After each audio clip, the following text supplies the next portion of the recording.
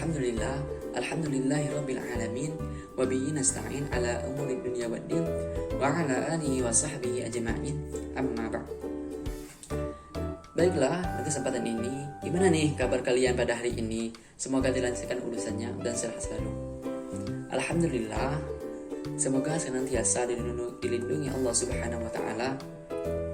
Tak lupa juga kita curahkan junjungan alam, kita hanturkan Nabi Muhammad sallallahu alaihi wasallam di lafzi syarif, Allahumma shalli ala sayyidina Muhammad wa ala ali sayyidina Muhammad.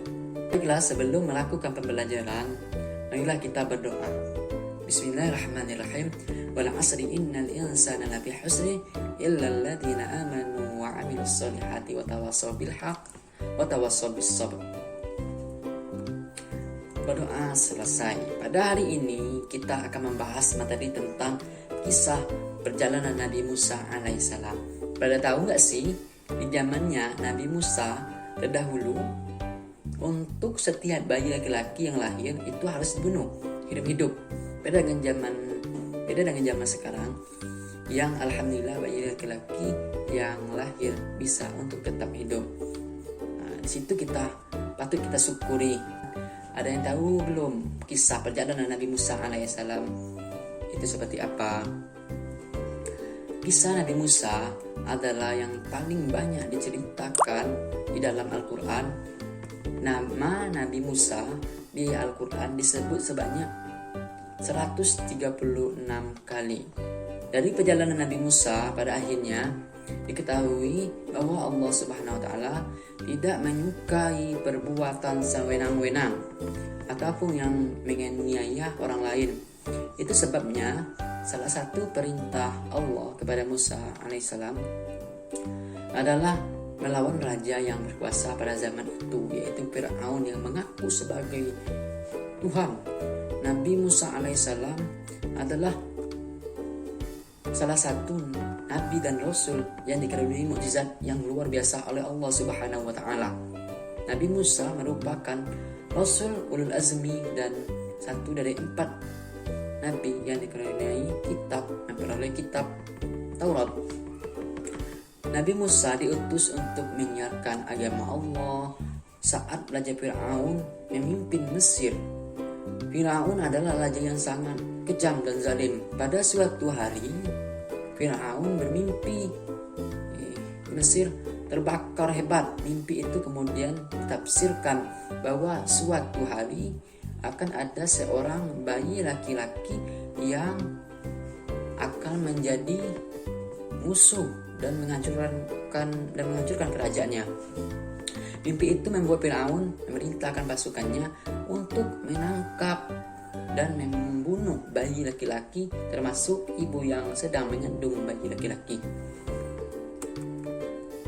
Sungguh Fir'aun telah berbuat sewenang-wenang di bumi dan menjadikan penduduknya berpecah belah. Dia menindas segolongan dari mereka, Bani Israel. Dia menyembelih anak laki-laki mereka dan membiarkan hidup anak perempuan mereka. Firman Allah dalam surah Al-Qas ayat 4. Ibu Nabi Musa yang bernama Kebat lantas merahasiakan kehamilannya dari prajurit kerajaan. Setelah melahirkan, Kebat juga menyembunyikan Musa kecil di tempat yang tidak diketahui. Hingga suatu hari Allah memerintahkan Kebat untuk menghanyutkan Musa ke sungai Nil. Allah berjanji bakal mengembalikan Musa dan mengangkatnya menjadi seorang rasul.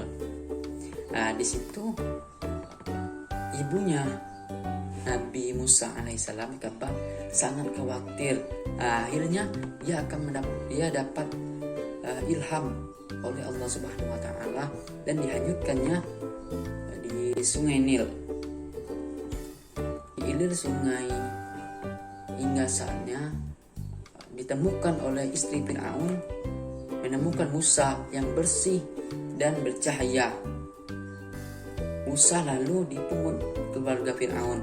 Dia adalah, kata istri Fir'aun, dia adalah penyejuk mata hati bagi bagiku dan bagimu.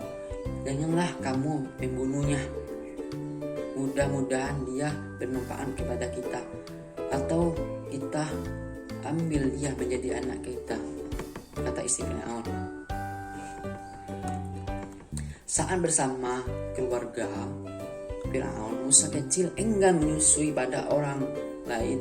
Setelah istri Fir'aun lalu mencari ibu-ibu yang mampu menyusui Musa, hingga akhirnya Musa menyusui pada Yukabad yang adalah ibu kandungnya sendiri.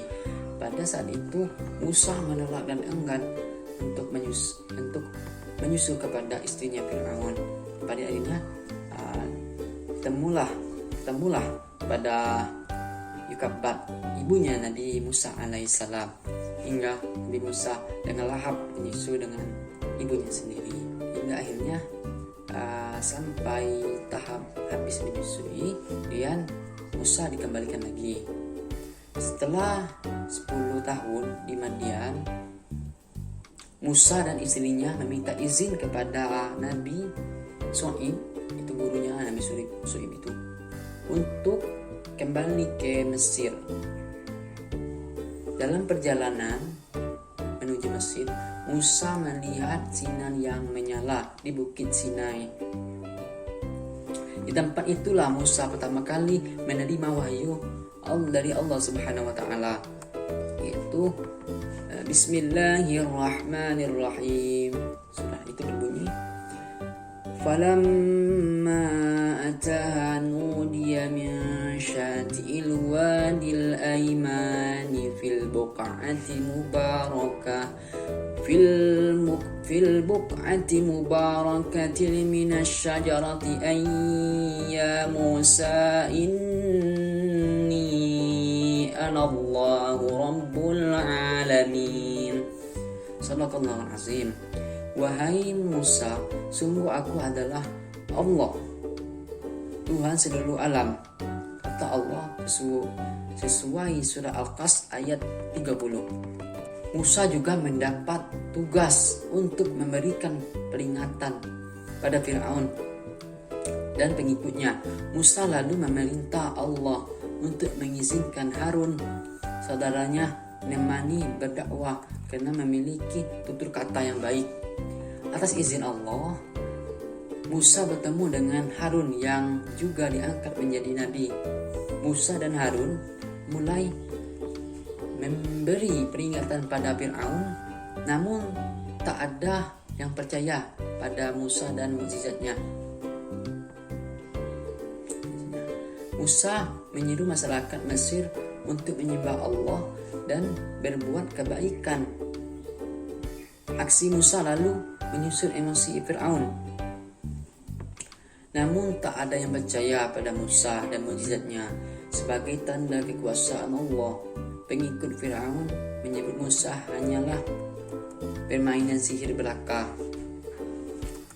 Ini hanya, kata pengikutnya Fir'aun, ini hanyalah sihir yang dibuat-buat dan kami tidak pernah mendengar yang seperti ini. Ini pada nenek moyang kami dulu, kata orang-orang kafir. Fir'aun lalu menantang Musa dan Harun melawan ahli-ahli sihir dari kerajaannya. Saat semua ahli sihir berkumpul, Nabi Musa meminta mereka untuk mengeluarkan semua keahlian yang dimilikinya. Lalu mereka melemparkan tongkat yang berubah menjadi ular. Nabi Musa lalu melemparkan tongkat yang dimilikinya. Tongkat itu berubah menjadi ular besar yang memakan ular milik-milik ahli tersebut, dan kalahlah para penyihir, orang-orang kafir tersebut. Semua ahli sihir itu lalu tundukkan dan mengakui kebenaran Nabi Musa alaihissalam. Namun Fir'aun tetap saja tak percaya dan semakin marah pada Musa. Allah menimpakan beragam hukuman kepada Fir'aun, seperti musim kemarau panjang yang sangat menyebabkan kelaparan. Allah juga menimpakan angin topan, belalang, kutu, katak, dan darah untuk Fir'aun. Fir'aun lalu meminta Musa untuk berdoa kepada Allah agar menghilangkan azab tersebut. Namun setelah azab itu dihilangkan, Fir'aun dan pengikutnya tetap tak mau menyembah Allah Subhanahu wa taala. Saking bangkang, belum tobat dia. Lalu Musa serta pengikutnya memutuskan untuk meninggalkan Mesir. Musa menenangkan pengikutnya bahwa Allah akan selalu menjaga orang yang beriman. Fir'aun itu justru semakin murka dengan Musa. Dia memerintahkan bala tentaranya untuk menangkap dan membunuhnya, dan membunuh Musa beserta pengikutnya. Musa beserta pengikutnya memutuskan untuk meninggalkan Mesir tadi kan. Musa menenangkan pengikutnya bahwa Allah akan selalu menjaga orang yang beriman. Allah lalu memerintahkan Musa untuk memukulkan tongkatnya ke air laut. Lalu tongkat itu membelah laut menjadi dua. Nabi Musa dan rombongannya melewati dasar laut yang kering. Fir'aun dan pengikutnya terus mengejar Musa. Saat Musa sudah tiba di daratan dan Fir'aun masih di tengah lautan, Allah mengembalikan lautan seperti semula hingga Fir'aun dan pengikutnya tenggelam di dasar laut tersebut. Maka kami siksa ia Fir'aun dan bala tentaranya, lalu kami lemparkan mereka ke dalam laut. Maka perhatikanlah bagaimana kesudahan orang zalim. Firman Allah Subhanahu wa taala surah Al-Qas ayat 40. Saat Fir'aun hampir tenggelam di tempat itu, dia sempat mengucapkan bahwa dia termasuk orang yang percaya pada Allah. Namun pengakuan di akhir ayat itu sudah tak diterima Allah. Allah lalu mengangkat jasad Fir'aun sebagai bukti kekuasaannya. Beberapa ahli menyebutkan jasad Fir'aun kini ada di museum di Mesir. Dari kisah yang diceritakan tadi, ternyata tak hanya tongkat yang berubah menjadi ular ataupun tongkat yang dapat membelah lautan. Contoh di kehidupan kita sehari-hari dari kisah Nabi Musa alaihissalam dan perlawanan melawan Fir'aun, terdapat sejumlah hikmah dan pelajaran, yaitu Nabi Musa adalah sosok yang berani melawan penguasa yang zalim dan bertindak yang sesuka hati. Hanya sebagai menegakkan keadilan dan mencegah kebatilan. Nabi Musa berani menyatakan kebenaran. Musa tak takut berhadapan dengan Fir'aun dan bala tentaranya. Dari kisah Musa berbuatan sewenang-wenang dan menganiaya orang lain tidak